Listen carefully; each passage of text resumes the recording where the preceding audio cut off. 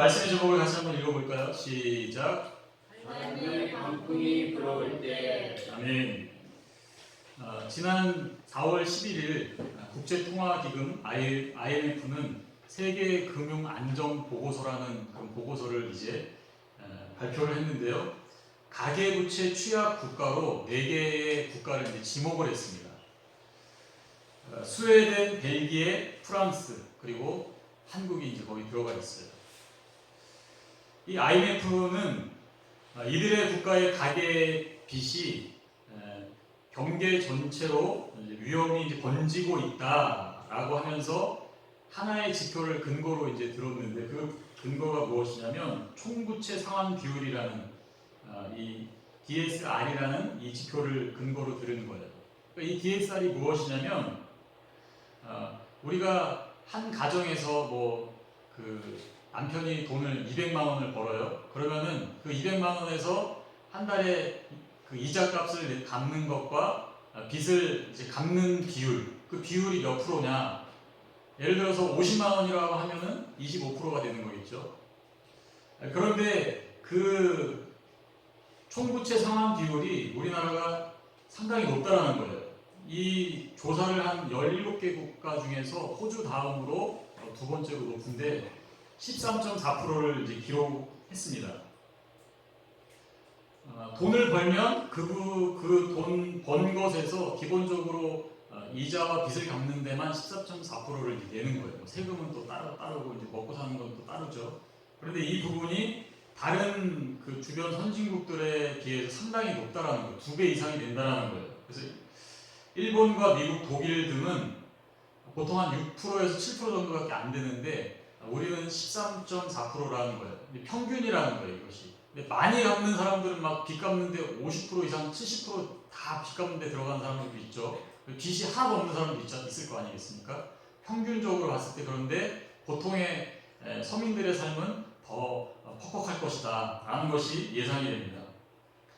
한국은행 통계를 보면 2007년 말 665조이던 가계빚이 지난해 말 1867조로 빚이 약 3배 이상 빚이 이제 많이 지게 되어 있어요.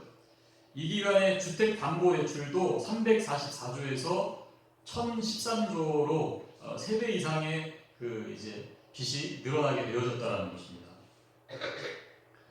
코로나19 이전에 위기 전후에 풀린 이 막대한 유동성과 저금리 대출은 주택 가격을 끌어올리고 또 가계 부채의 증가로 이어졌는데 이후에 이제 고물가와 이제 이 금리가 높은 고금리가 이제 시대가 오면서 이 빚에 큰 어려움을 겪게 되어지는 시대가 되어졌다는 것입니다. 그래서 우리나라의 이 빚이 언제 터질지 모르는 내관이 되어졌다라고 전문가들은 이제 진단하고 있어요.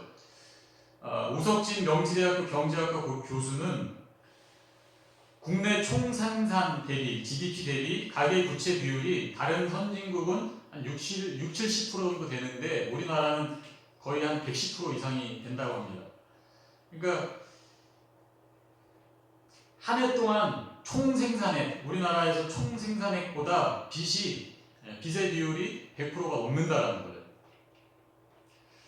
거예요. 공식 부채 통계에 잡히지 않는 전세 보증금, 전세를 우리나라에만 전세 제도가 있는데 전세를 우리가 할 때도 전세 대출을 받잖아요. 그것을 포함하지 않은 금액이 이 정도라는 거예요. 그것까지 포함하면 더 이제 부채 비율이 높아지겠죠. 이런 가계부채의 어려움은 서민의 삶에 그대로 영향을 미치게 되어진다는 거예요. 최근에 안타까운 사건이 벌어졌는데요. 지난달 3월 18일 인천의 한 주택가에서 일가족 5명이 이제 죽는 그런 사건이 발생했어요. 이 사업을 벌이다가 이제 이자를 못 갚고 이제 빚을 지게 되니까 집을 팔려고 했는데 집이 요즘에 안 팔리잖아요. 그러니까 이렇게 살면 안 되겠다 해서 다 그냥 죽은 거예요. 참으로 안타까운 일이죠. 빚을 내기는 쉽지만 그 빚을 갚기 위해서는 큰 고통이 따른다라는 거예요.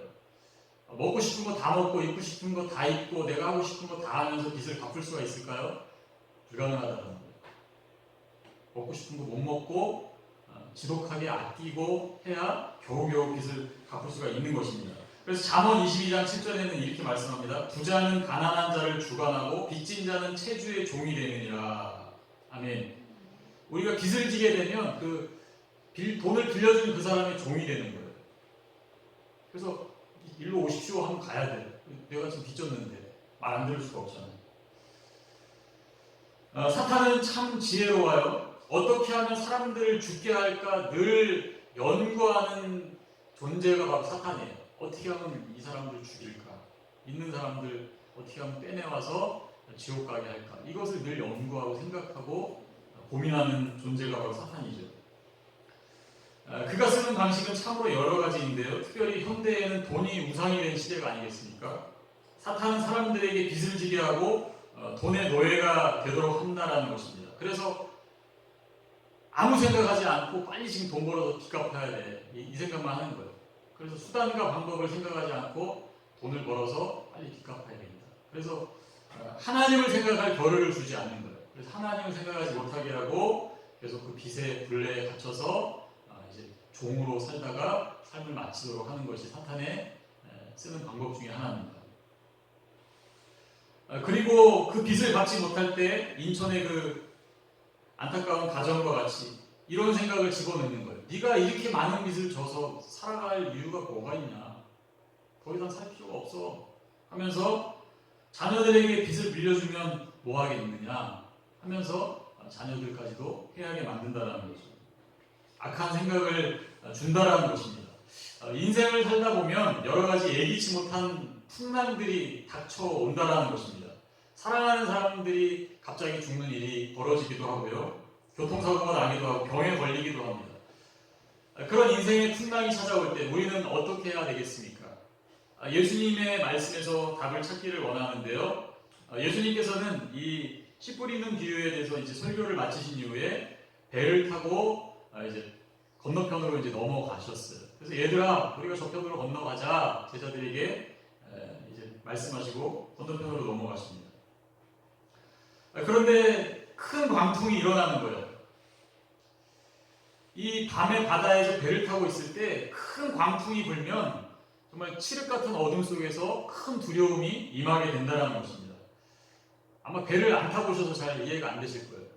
제가 2013년도에 그 동해항에서 배를 타고 이제 러시아 단기 선교를 간 적이 있는데요.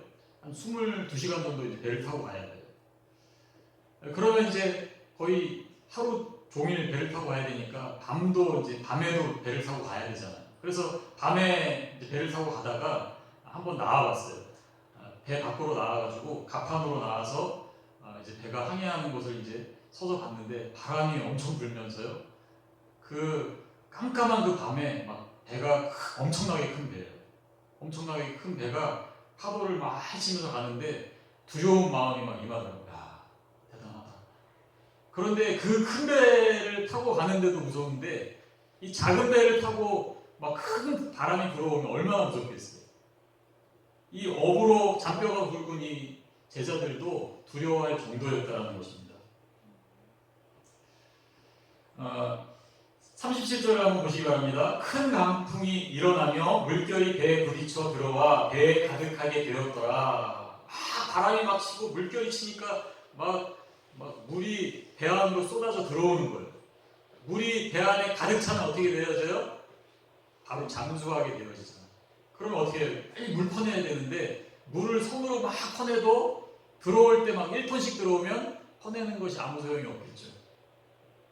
두려운 마음이 막 임하게 되는 거예요. 이러다가 죽겠구나. 이러다가 가라앉겠구나. 그래가지고 이 제자들은 이제 잠을 자고 계신 예수님을 깨운다라는 것입니다. 38절을 한번 읽어볼까요? 38절 시작. 예수께서는 보물에서 베개를 베고 주무시더니 제자들이 깨우며 이르되 선생님이여 우리가 죽게 된 것을 돌보지 아니하시나이까 하니. 아멘. 이 38절에서 말씀을 준비하면서 제가 깨닫는 것이 세 가지가 있었는데 첫 번째는 이것이었습니다. 예수님이 함께 타고 있는 배에도 광풍은 찾아온다라는 거예요. 우리가 이런 생각을 가지고 있는 분이 계셔요. 예수님만 믿으면 만사형통하고 복받고 건강하고 자녀들 다 잘 되고 그래서 예수님을 믿는 분들이 계십니다. 물론 그러한 복도 주시기도 하셔요. 그런데 예수님을 믿는다고 해서 이 재난을 피해갈 수 있는 것이 아니에요. 예수님을 믿어도 병 걸릴 사람 병 걸리고요. 교통사고 나는 사람도 교통사고 납니다. 예수님을 믿는다고 해서 고난이 없는 것은 아니에요. 예수님이 타고 있는 배에도 풍랑은 불어온다라는 거죠. 그런데 중요한 것은 무엇입니까? 고난을 이길 수 있는 능력을 주신다는 거예요. 예수님을 믿으면 우리가 고난이 와도 고난을 이길 수 있는 능력을 주시는 거예요. 두 번째, 예수님의 담대함을 우리 본받아야 된다는 것입니다. 예수님은 광풍으로 배가 침몰할 상황에서 전혀 두려워하지 않으셔요. 그래서 자제들에게 말씀하시죠. 왜 두려워하느냐? 너희들 왜 믿음이 없느냐? 말씀하시잖아요. 베드로는 감옥에서 이제 내일이 되면 참수되어 죽을 상황 가운데 있었어요. 그런데 그 상황에서도 베드로는 잠을 잘 자죠. 왜 잘 자요? 부활을 믿기 때문에. 예수님을 믿는 사람들은요, 믿을 구석이 있는 거예요. 믿을 구석이 뭐예요? 부활을 믿는 거예요. 부활. 그래도 부활해. 그래도 이제 아프지 않는 영원한 몸으로 하는 부활이 있어. 이것이 바로 우리의 믿을 구석인 것입니다. 세 번째는 제자들의 태도를 본받아야 된다는 것입니다. 이 제자들은 배의 침몰을 앞두고 있는 자신들이 할 수 있는 것이 아무것도 없음을 깨달아요. 손으로 물 퍼도 이게 될 문제가 아니잖아요. 그러니까 우리가 할 수 있는 게 아니구나. 그래서 깨닫는 게 뭐예요? 예수님을 빨리 깨우는 거예요. 예수님! 일어나십시오! 왜 우리가 죽게 된 것을 돌보시지 않으십니까? 라고 예수님을 깨워서 예수님에게 도움을 요청한다라는 거예요. 어떤 사람은 문제 상황 속에서 자신이 혼자 문제를 해결해 보려고 사방팔방 막 이렇게 힘쓰는 사람들이 있어요. 그런데 물 한 바가지 퍼낼 때 1톤의 물이 유입되는 상황을 사람의 힘으로는 바꿀 수 없다라는 것이죠. 어떤 사람은 그런 상황 속에서 여기 이 배에 있는 게 더 위험해 하면서 수영해서 바닷속으로 들어간다라면 그래서 문제가 해결될까요? 해결되지 않습니다. 더 위험해질 뿐입니다. 사랑하는 여러분, 제자들처럼 예수님에게 도움을 요청하시기를 바랍니다. 우리가 죽게 되었어요. 예수님, 우리를 돌보셔 주시기 바랍니다. 예수님에게 도움을 요청하셔야 돼요. 예수님은요, 우리를 돌봐줘야 할 책임이 있으셔요. 왜 우리를 돌보셔야 될 책임이 있으셔요? 우리를 만드셨기 때문에. 예수님이, 하나님과 예수님과 성령님이 천지와 만물을 다 만드셨잖아요.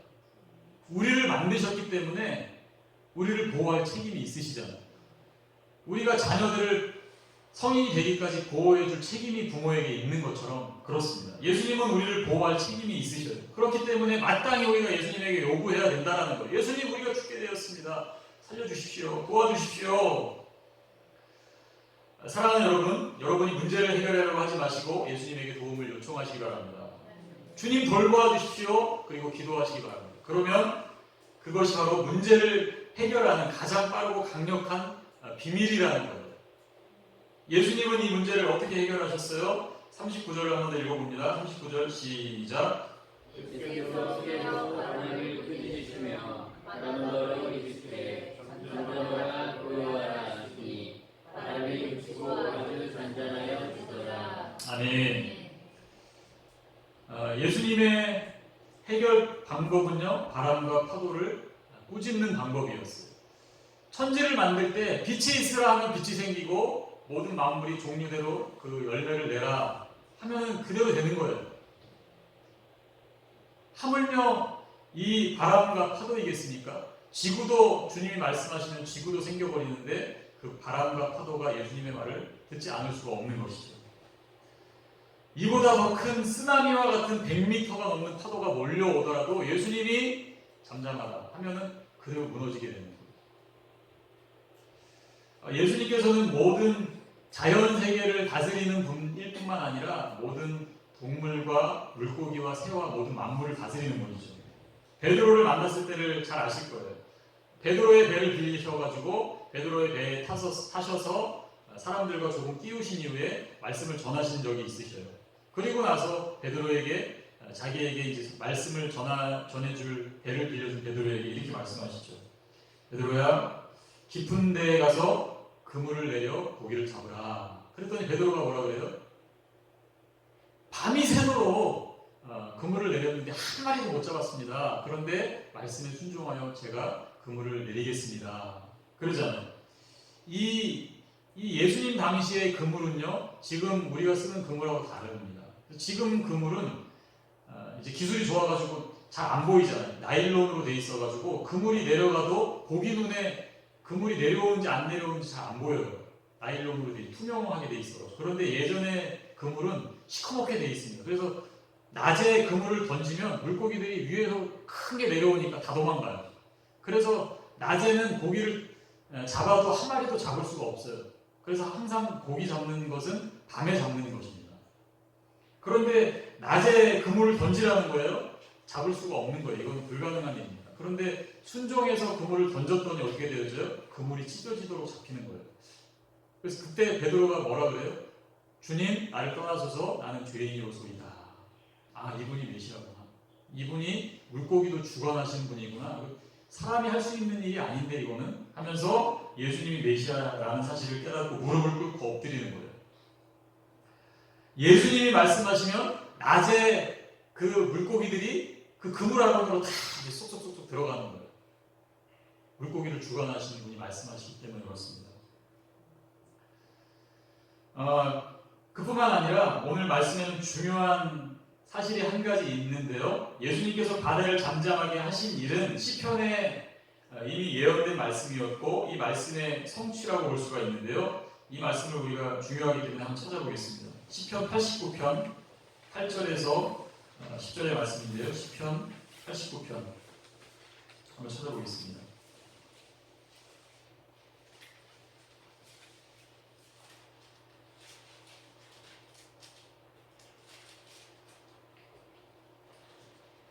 시편 89편 8절에서 10절 같이 읽겠습니다. 여호와 만군의 하나님이여 주와 같이 능력 있는 이가 누구리이까? 여호와여 주의 성실하심이 주를 불렀나이다. 주께서 바다의 파도를 다스리시며 그 파도가 일어날 때에 잔잔하게 하시나이다. 주께서 라합을 죽임 당한 자같이 깨뜨리시고 주의 원수를 주의 능력의 팔로 흩으셨나이다. 아멘. 구약 시대에 하나님께서 물을 다스리셨던 적이 몇 번 있는데요. 그 대표적인 것이 두 번입니다. 첫 번째는 출애굽할 때 이제 10가지 제약으로 이집트에서 나와서 이제 출애굽했는데 앞에는 홍해요, 좌우에는 절벽으로 도망갈 곳이 없어요. 그런데 뒤에는 이집트의 군사들이 병거를 타고 쫓아오고 있는 상황 가운데 있어요. 꼼짝없이 죽게 된 상황이죠. 그때 이제 하나님께서 하시는 말씀이 무엇입니까? 모세에게 명령하셔서 지팡이를 바다를 향하여 이제 펴라. 그래서 그 말씀에 순종했더니 바다가 갈라지는 역사가 일어나게 되어지는 거예요. 그래서 그 홍해를 건너고 마른 땅으로 그 60만 명, 어린 아이들까지 하면 200만 명이 되는 사람이 마른 땅으로 바다를 건너간 놀라운 기적과 같은 일이 이루어졌죠. 그리고 나서 한 번 더 그런 일이 있는데요. 가나안 땅에 들어가기 전에 그 요단강이 범람하는 그러한 이런 그 시대에 물이 많이 내리는 그러한 시대에 이제 요단강을 제사장들이 법궤를 메고 요단강을 밟는 순간 그 요단강이 거꾸로 이제 아라바까지 흘러가서 거기에 물이 쌓이는 일이 있어지게 되었죠. 그래서 마른 땅으로 이번에도 이스라엘 백성들이 건너가게 하신다라는 것입니다. 구약 시대에 하나님이 그 모든 자연계도 다스리시는 그 하나님이심을 이미 보여주셨는데 신약 시대에 예수님이 그 일을 지금 하고 계시다라는 거예요. 그리고 유대인들의 세계관에는 바다에는 괴물이 살고 있다라는 그런 생각이 이제 있었어요. 바다에는 사탄이 살고 있고 거기에는 괴물이 살고 있다. 그런 세계관이 있었는데요. 그 이름이 주로 리워야단, 바다괴물, 라합 등으로 이제 불리게 되어졌습니다. 우리가 좀 전에 읽었던 89편 10절의 말씀도 주께서 라합을 죽임 당한 자같이 깨뜨리시고, 이 라합은 여리고 성에 있던 그 라합을 말하는 것이 아니라 그 바다 괴물 리오야단 그리고 라합 등으로 불리는 사탄의 또 다른 이름으로 이제 말씀하고 있는 것입니다. 그래서 유대인들의 세계관에는 바다에는 바다 괴물이 살고 사탄이 거기에 살고 있어서 두렵고 무서운 곳, 이런 세계관을 가지고 있었어요. 그런데 주께서 하시는 일이 무엇이냐면 라합을 죽인다는 자같이 깨뜨리시고 주의 원수를 주의 능력의 팔로 흩으셨나이다, 이러한 일을 하신다라는 거예요. 이 말씀이, 예수님이 이 말씀을 성취하셨죠. 마가복음 16장 6절, 우리가 지난주에 부활절에 이제 살펴본 말씀 중에 하나인데요. 무덤에 그 여인들이 이제 예수님의 시체에 향품을 바르기 위해서 왔더니 돌은 굴려져 있고 그 무덤 안에, 시커먼 무덤 안에 한 청년이 누워 있어야 될 것 같은데 앉아 있는 청년이 있는 거예요. 근데 그 청년이 천사잖아요. 천사가 이렇게 말합니다. 청년이 이르되 놀라지 말라. 너희가 십자가에 못 박히신 나사렛 예수를 찾는구나. 그가 살아나셨고 여기 계시지 아니하니라. 보라, 그를 두었던 곳이니라. 아멘. 이 사탄이 가지고 있는 가장 강력한 권세는요, 죄와 사망의 권세예요. 그런데 예수님께서 십자가에서 죄의 문제를 해결하여 주시고 죽은 지 사흘 만에 죽음에서 부활하심으로 사망의 문제를 해결해 주셨어요. 그래서 뱀이 가지고 있는, 사탄이 가지고 있는 가장 강력한 권세, 죄의 문제, 사망의 문제, 이 두 가지를 동시에 해결해 버리신 것이 바로 예수님의 십자가 죽으심과 부활이라는 것입니다. 예수님이 십자가에서 죽으시고 부활하심으로 라합을, 리오야단의 그 머리를 깨뜨려 버리신 거예요. 예수님의 부활은 그렇게 놀라운 사건이라는 것입니다. 이 바람과 바다를 잔잔하게 하는 것도 그러한 것을 미리 예고하는 것으로 우리가 볼 수가 있어요. 바람을 꾸짖으시고 바람을 잔잔하게 해주시니 그대로 이루어진다는 것입니다. 한번 따라해 주시기 바랍니다. 바다는 잠잠, 바람은 잔잔. 비슷하죠? 그렇게 잠잠하게 만드시고 예수님은 놀래 있는 제자들에게 이렇게 말씀하십니다. 어찌하여 이렇게 무서워하느냐? 너희가 어찌 믿음이 없느냐? 아멘. 믿음이 없으면요, 두려워하고 낙심하지만 믿음이 있으면 두려움을 이겨낸다라는 거예요. 그래서 위기의 상황에서 그 사람의 믿음이 있느냐를 확인할 수가 있는 거예요. 위기가 왔는데 두려워하지 않아. 저 사람은 믿음이 있는 사람이구나 라는 걸 알 수가 있어요. 요한일서 5장 4절에도 말씀합니다. 무릇 하나님께로부터 난 자마다 세상을 이기느니라. 세상을 이기는 승리는 이것이니 우리의 믿음이니라. 아멘. 한 번 더 따라해 주시기 바랍니다. 예수님을 믿음으로 우리는 승리한다. 예수님을 믿음으로 우리는 승리한다. 아멘. 믿음으로 승리하는 거예요. 근데 누구를 믿는 믿음으로? 예수님을 믿는 믿음. 나를 믿는 믿음이 아니에요. 우리는 연약하잖아. 또 넘어지잖아. 그런데 예수님을 믿는 그 믿음은 세상을 이기는 승리인 줄 믿습니다.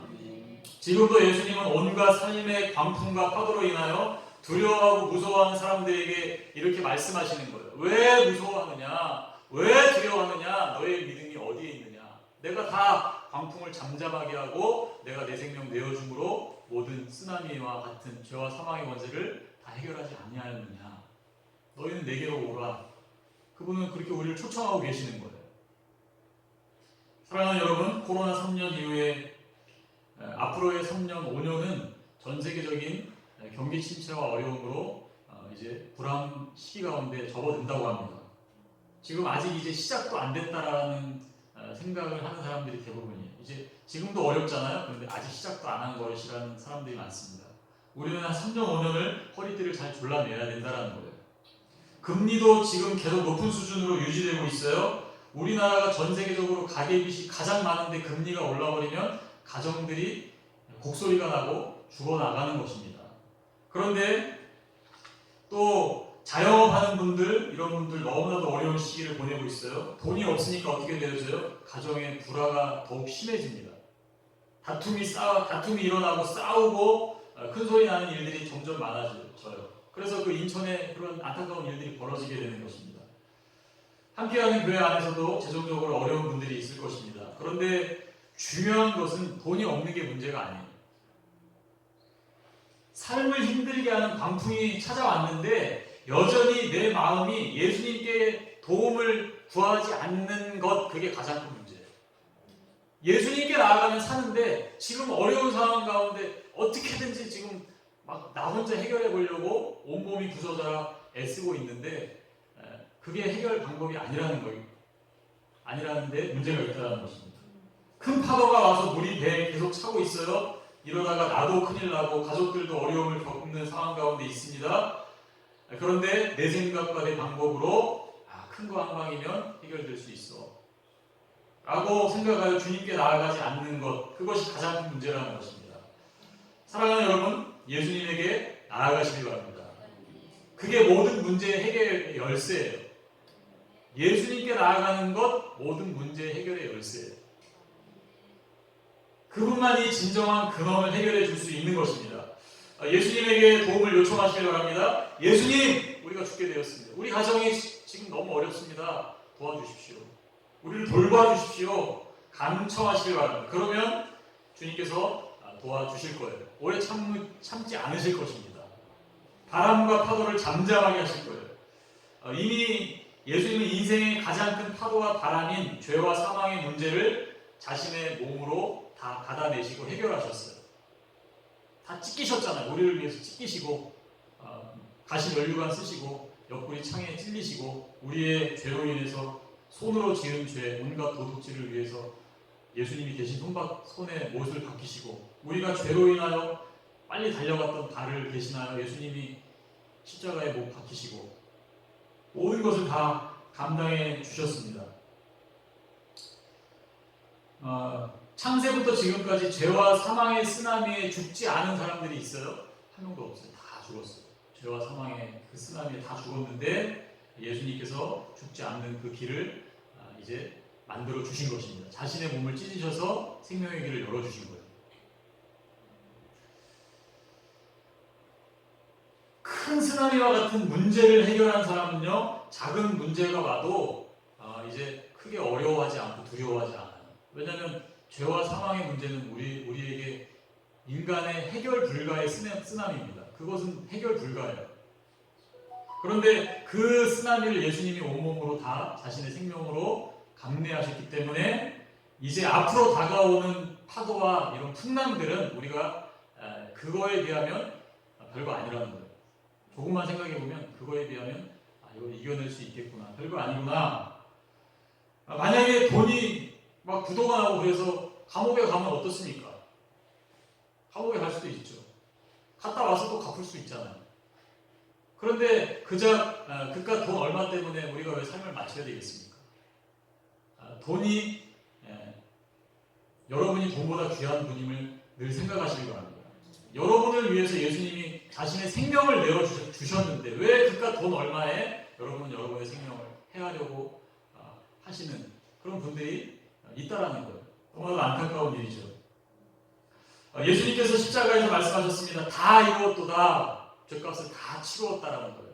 나의 죄, 여러분의 죄, 모든 인류의 죄, 아직 태어나지 않은 그런 어린 아이들의 죄마저도 예수님께서 내가 다 치렀다. 내 생명값으로 모든 값을 다 치렀도다. 말씀하시는 거예요.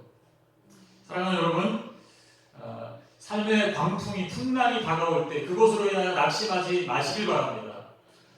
여러분은 돈보다 귀한 분이에요. 예수님의 생명값을 지불할 만한 가치가 있으신 분입니다. 그것을 잊지 마시기 바랍니다. 돈이 많으면 좋을 것 같죠?